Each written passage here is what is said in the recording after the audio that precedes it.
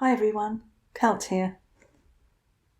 News just in that Harry and Meghan have done an Archie'S audio on Spotify and that they have invited various people from all walks of life, a poet, a cook, a tennis player, some well known, some not, to give their take on the year 2020 and what it has meant to them. I listened to the whole thing on Spotify and I was prepared to find it difficult and extremely cringy, as many of their things are. However, it wasn't as bad as I thought it would be, and some of it actually was good to listen to. Not all, but there were a couple of people that gave some really good input. Harry and Meghan basically interjected occasionally at the start of someone introducing themselves, basically to tell us a bit more about the actual person. Quite often the person would not really say much about themselves, and Harry or Meghan would step in with saying, you know, this person is amazing, they did this and this, but they're very humble. So yeah, that was okay. And then the best part about it all was that it was all from other people and not Harry and Meghan bombarding us with their woke ideas. In fact, the less they say, the better it is.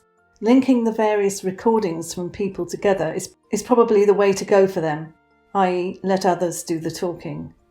The Elton John input didn't impress me, as he has no place to complain about lockdown.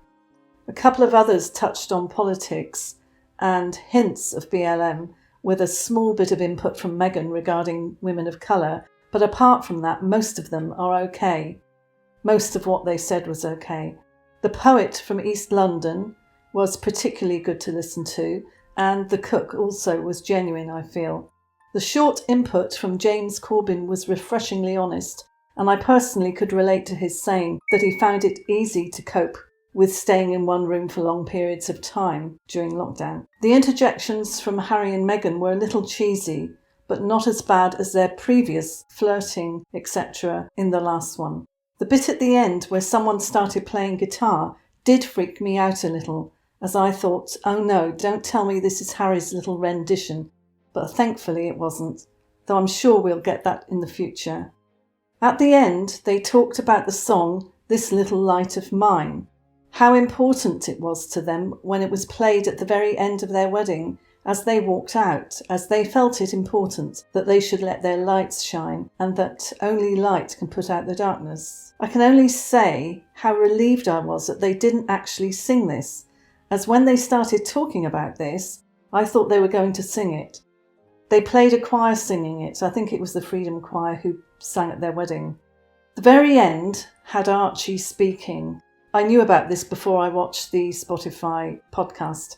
He was repeating Happy New Year and chuckling at the end. It sounded genuine. Definitely sounded like a child of 19 months or so, and definitely sounded like Harry. Harry sounded like Harry when he laughed with Archie. I really don't know what to say about it, other than the last bit with Archie sounded genuine. Would love to hear your thoughts on it. I found myself momentarily believing that they were a normal couple, happy together with a real live son and all the rest. I actually listened to it with the intention of having an aha moment, but there was none. Again, your comments, thoughts would be welcome. Now on to the subject of the Megxit extension. There's been talk of Harry coming back to thrash out plans of an extension on Megxit, allegedly, at Buckingham Palace. I don't believe this to be true for 1 minute. I think this is put out by Harry and Meghan's team as a sort of pressure. Buckingham Palace is, as far as I know, still empty and being refurbished. Refurbish in as much as that's what they want us to think. Others have said that there are forensics going on there, but I think that's another story, not one I'm about to go into here. This is the first time, apparently, that the picture gallery of Buckingham Palace has been emptied.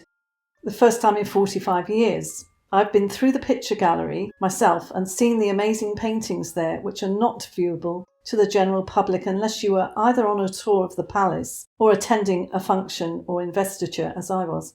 So there is talk of this £369 million upgrade of the palace. I would think that they could build a new palace with that amount of money. This refurbishment is set to be completed by 2027, allegedly. The bill for all of this will be paid by people like myself, the UK taxpayer. The sovereign grant is set to be hiked up during this renovation period to cover the costs. Well, let's hope that the repayment that Harry and Meghan allegedly made back to the sovereign grant for the Frogmore refurbishment actually happened. Even floorboards are being ripped up during this renovation, and it's quite amazing that they are showing these short video clips of the renovations. I wonder why. Is it to justify the amount of money, or is it to prove what they're doing? I'm also reading that Prince Philip doesn't want a fuss made of his 100th birthday next year. He says, "I will have nothing to do with any celebration," according to Palace Aides. Could this be the fact that he might have long gone and they can't be bothered trying to find a stand-in for him?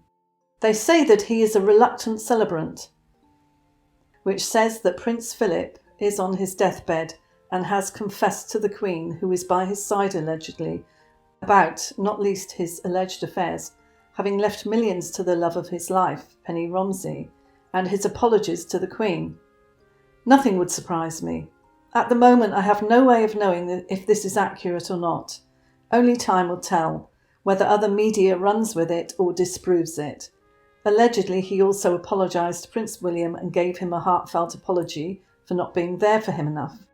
Again, this is in various papers and also disproved in others. All I can say is he's an old man and could very well be trying to tie up loose ends.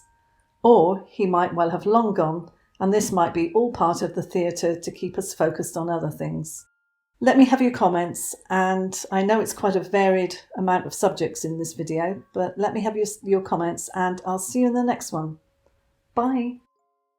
Please subscribe, ding my bell for more alerts for more videos, like if you liked it, and share. Bye!